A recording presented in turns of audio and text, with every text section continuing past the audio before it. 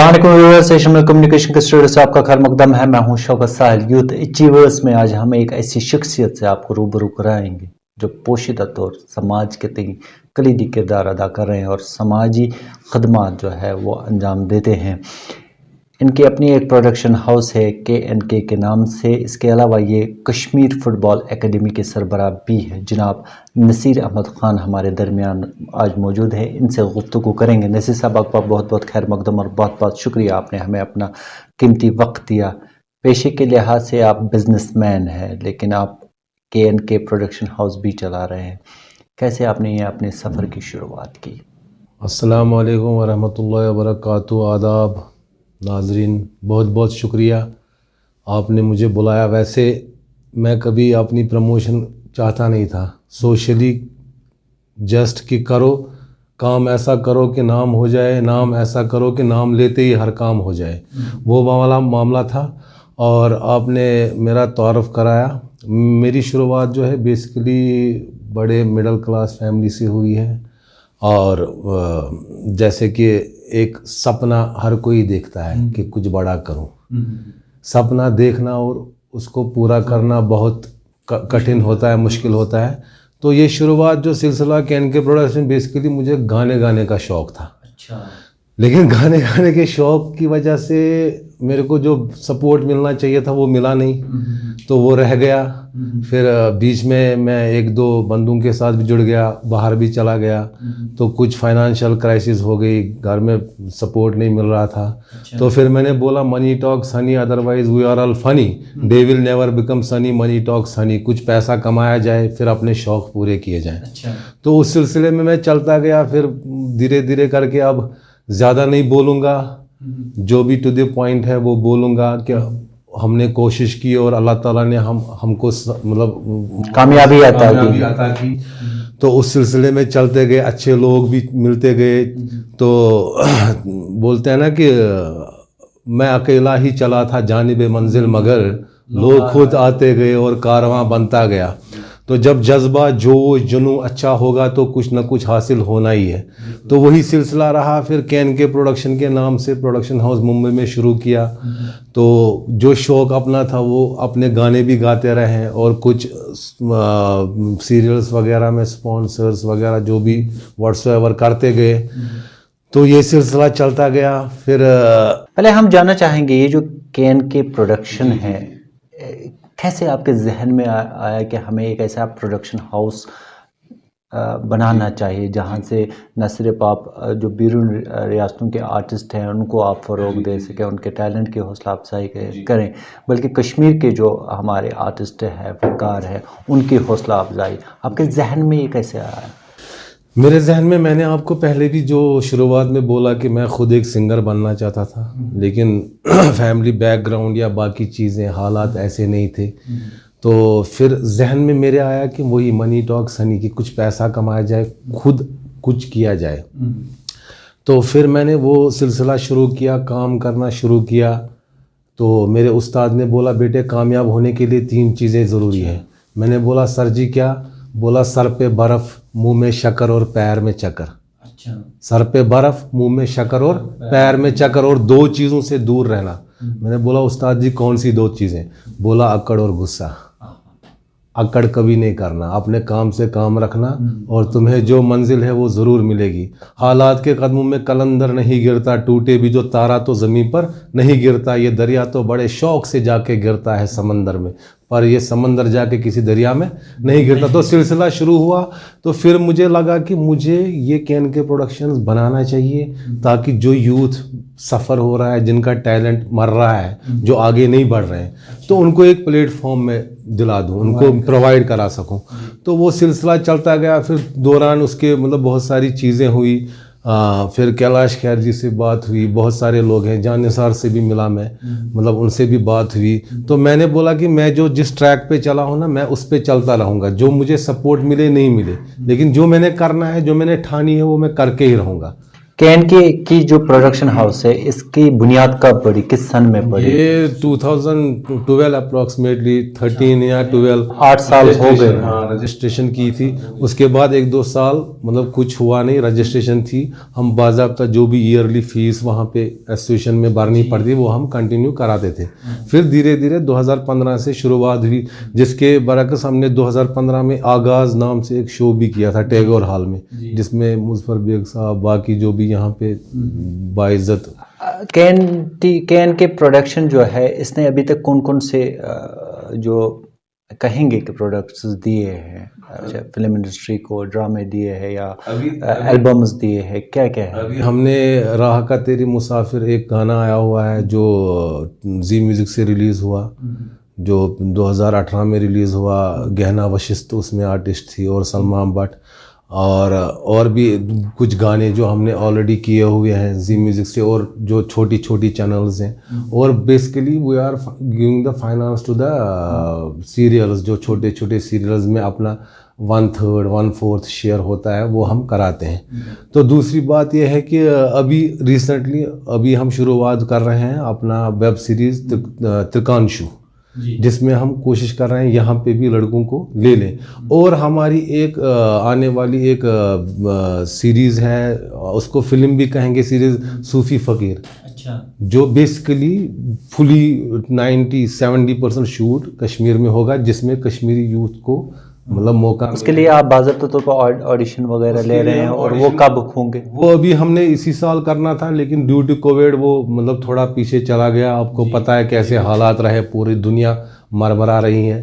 तो हमने बोला अगर ज़िंदगी रही तो फिर सब कुछ होगा, तो उस कारणवश वो थोड़ा सा डिले हो गया। लेकिन इंशाल्लाह इस साल हम मार्च तक कोशिश करेंगे कि उस सिलसिले को आगे बढ़ाएं। और दूसरी बात, मेरे एक दोस्त हैं अजीज़ अरशद साहब, उनसे भी बात हुई थी काफ़ी पहले, और एक टैलेंट हंट शो करने के लिए ना, सिंगिंग टैलेंट हंट, बाकी डांस वगैरह नहीं, सिंगिंग। उसमें अगर जो फर्स्ट सेकंड थर्ड रहेंगे, फर्स्ट उनको तो अवार्ड्स मिलेंगे, लेकिन जो फर्स्ट होगा उसको हम आगे मुंबई प्लेटफॉर्म देंगे, जो वो वहाँ गाएगा उसका वो रिलीज़ हम करा देंगे। मिस साहब, आपने कहा कि आप शौकिया तौर गाते भी हैं, हमारे व्यूअर्स सुनना चाहेंगे। पहले हमें बताइए कि आप खुद कंपोजिशन करते हैं, खुद लिखते अपने गाने हैं, और ये जो आपकी हॉबी है इसके बारे में बताइए और कुछ गुनगुनाइए। रिसेंटली अभी एक और गाना आने वाला है मेरा, तो उसको मैं गुनगुनाऊंगा एक लाइन। उसका पहले वॉइस ओवर है। म्यान मतो अहवाल वनई तकदीरन वजनम वनई टोठ दर्दिल कुरनम छनई गोस मारे मारे वलो रोश वलो हा पोश मदनो बाल प्यारे प्यारे वलो दोस्तारे आदन की यारे दोहतारे तारे वलो नाज़ीन छुख नाजुक बदन घोखनी रीत मन सरहद दर्द जाने छुस वदा ओश हारई हारई वलो। बहुत खूब, बहुत अच्छी आवाज़ है, और हमें नहीं पता कि क्यों कर ये आवाज़ जो है आम लोगों तक नहीं पहुंच पाई।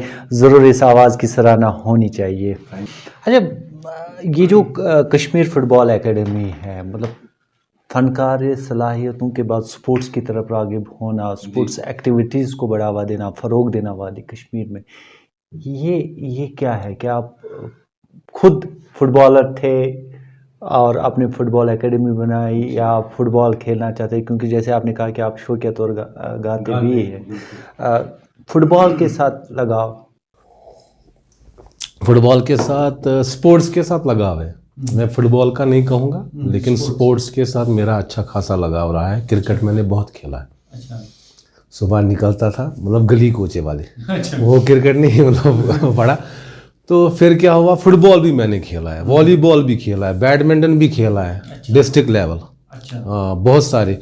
तो क्योंकि मैं एक, क्या बोलूँ अब अपने बारे में, क्या बोलूँ, मुझे पता नहीं है। मतलब अल्लाह ताला ने नवाजा था, एक ना वो विजनरी बंदा था। अच्छा। तो मेरी सोच हमेशा बड़ी होती थी, तो लोग डोमिनेंट होते थे यार चाखा कशर पे मे जो माफी बुझ अंग्रेज यार रंग मज कंग फुल द्राहम स बना ये, क्योंकि हम प्रिजज और अंडर एस्टिमेट बहुत करते हैं यहाँ पे।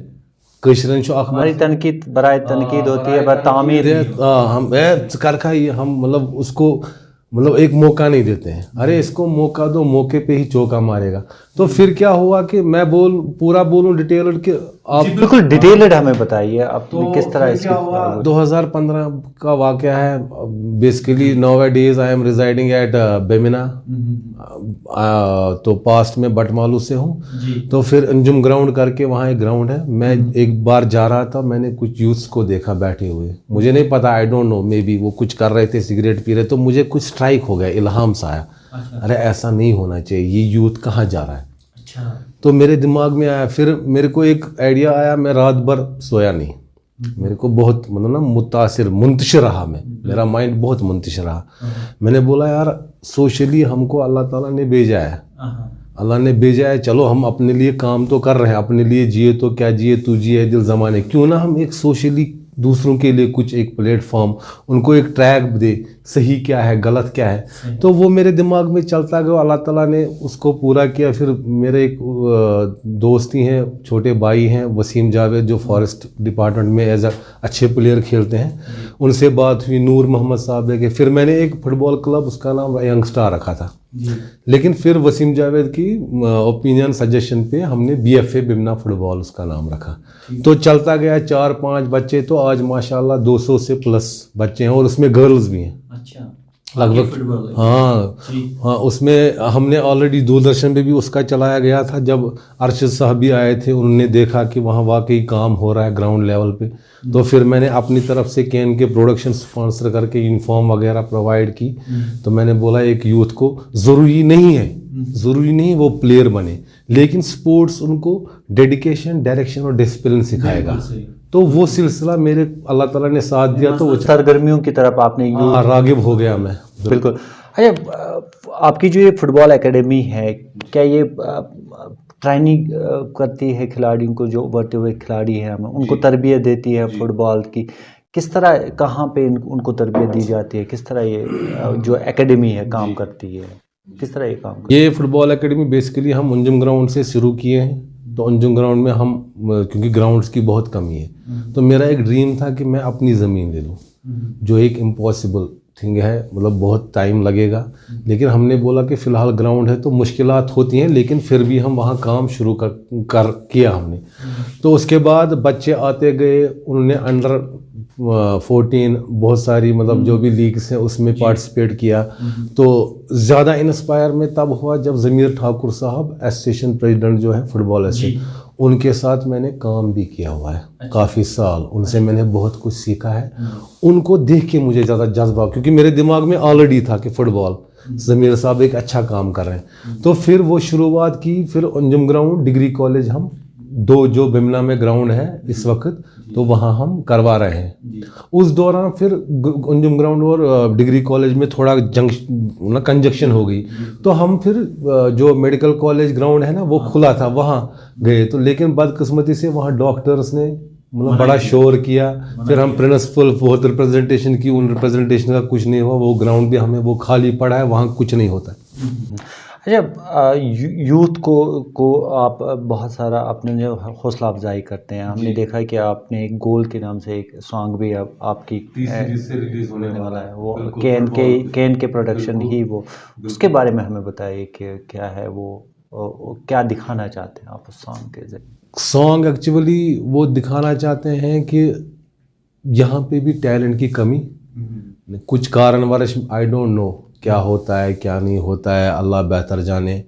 लेकिन मैं लड़कों को, हर एक जो भी यूथ है, उनको बोलता हूँ, जब आप 100% अपना देंगे ना, दुनिया की कोई ताकत आपको नहीं रोक सकती है। आपके साथ कोई चीट नहीं कर सकता है, क्योंकि दिख जाएगा, जो दिखता है वही बिकता है। तो आपने वो दिखाना है। तो वो जज्बा क्या है कि यहाँ पे बहुत सारी मैंने देखी, बहुत सारी चीज़ें हैं, जो डिज़र्व करता है उसको मौका नहीं मिलता है। तो वो फिर हम बोलते हैं ना, लोग बोलते हैं अमन क्यों नहीं है। अमन क्यों आएगा? अमन जब बंदे को 100 रुपये की ज़रूरत है, उसकी जेब में 85, वो अमन क्या मानेगा? उसको कुछ ना कुछ तो करना ही पड़ेगा ना। तो ये सिलसिला, जो टैलेंट है उसको आगे ले जाने की ज़रूरत है और उसमें मेरिट की ज़रूरत है। हाँ बिल्कुल। बुनियाद पर जो है खिलाड़ियों की सिलेक्शन होनी चाहिए, किसी भी शोबे में होनी चाहिए। वैसे मेरिट की बुनियाद पे ही आगे बढ़ना चाहिए। पाइपलाइन में क्या है मुस्तकबिल में? आपके पाइपलाइन में क्या है, क्या करना है? रिसेंटली पिछले साल की बात करूं मैं, 2019 की, 2019 में 30 बच्चों को मुंबई लेके गया, अपने खर्चा हमने किया और पेरेंट्स से बात की। उनको बोला कि एक बच्चे पे 60 से 65 हज़ार रुपये का खर्चा होता है, 10 दिन का टूर है, ईयर जाना ईयर आना। तो कुछ पेरेंट्स के पास सोर्सेज थे और हमने बोला कि हम सारा नहीं कर पाएंगे, आप भी हमें कंट्रीब्यूट करें। तो कुछ पेरेंट्स ने हमें कंट्रीब्यूट किया। उनने बोला ये बहुत बड़ी बात है, अगर हम उधर इधर जाते हैं तो काफ़ी टाइम लगता है बाहर जाने में बच्चों को। तो फिर वो सिलसिला चलता। कुछ बच्चे उसमें थे जिनके माँ बाप मतलब ना वो गाड़ियाँ साफ करते थे, तो लेकिन टैलेंट उनसे हमने पैसा नहीं लिया। हमने बोला ये टैलेंट हमें अल्लाह ताला कल पकड़ेगा, तो हमें इनको आगे ले जाना। फिर वहाँ चले गए, इंडिया रश करके बैंड्रा में क्लब है, जॉर्ज उनका वहाँ इंचार्ज है, उनसे बात हुई। कॉपरेज ग्राउंड में उनने मैच खेले, 3 बच्चे सिलेक्ट हो गए। बदकिस्मती की वजह कोविड हो गया, वो जा नहीं पाए। अच्छा। तो फरवरी में हम वापस आ गए, तो मार्च में उनको शिफ्ट होना था, उनको सारा प्रोवाइड वही कराते इंडिया रश क्लब। तो लेकिन बदकिस्मती है, कोविड हो गया, फिर वो सारा ठप हो गया। लेकिन वो जोश, वो जुनून, वो जज्बा अभी भी है। इंशाल्लाह अल्लाह ताला की मदद से हम उनको सपोर्ट करते रहे हैं और करते रहेंगे। ये हमारा मतलब ना बोलते हैं कि कैद नहीं तो आपसे बहुत सारी बातें जो है वो करनी थी, लेकिन क्या आखिरी पैगाम रहेगा हमारे यूथ्स के लिए? बस यूथ को मैं बोलूँगा कि आप जो भी आपका जज्बा, जोश, जुनून जो आप चाहते हैं ना, डेडिकेशन से लगे रहिए। वही बात, सर पे बर्फ, मुंह में शक्कर और पैर में चक्कर।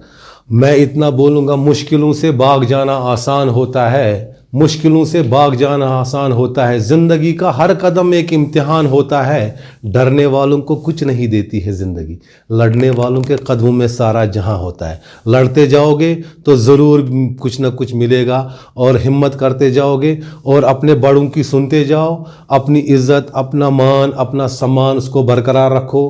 अपने पेरेंट्स की बात सुनते जाओ, और जो ये ड्रग इफेक्ट्स हैं, सिगरेट स्मोकिंग है, इससे बचो, दूर रहो। किसी को कुछ नहीं मिला है, तुम लोगों को भी कुछ नहीं मिलने वाला इसमें से। तो हमारा यही है कि आप इससे बचते रहो। और मैं आपके लिए एक शेर पढ़ना चाहता हूँ, इजाज़त हो। कश्ती भी नहीं बदली, दरिया भी नहीं बदला, और डूबने वालों का जज्बा भी नहीं बदला। है शौक सफ़र ऐसा एक अरसे से यारो, मंजिल भी नहीं पाई और रास्ता भी नहीं बदला। चलते जाओगे तो ज़रूर कुछ ना कुछ मिलेगा। बाकी हमारे यूथ कश्मीर में बहुत दम है, लेकिन वो एक सही दिशा पकड़े, अच्छा रास्ता पकड़े, तो ज़रूर उनको कुछ ना कुछ मिलेगा। साहब आपका बहुत बहुत शुक्रिया, आपने हमें अपना कीमती वक्त दिया। व्यूअर्स, प्रोग्राम के हवाले से अपना फीडबैक ज़रूर दीजिए और हमारी यूट्यूब चैनल जो है वो सब्सक्राइब भी करें। अपने मेज़बान को दीजिए इजाज़त। अल्लाह हाफ़िज़। नाजरीन, अगर आपको हमारी प्रोग्राम पसंद आए होंगे, बेल निशान पे बटन दबाकर हमारी चैनल सब्सक्राइब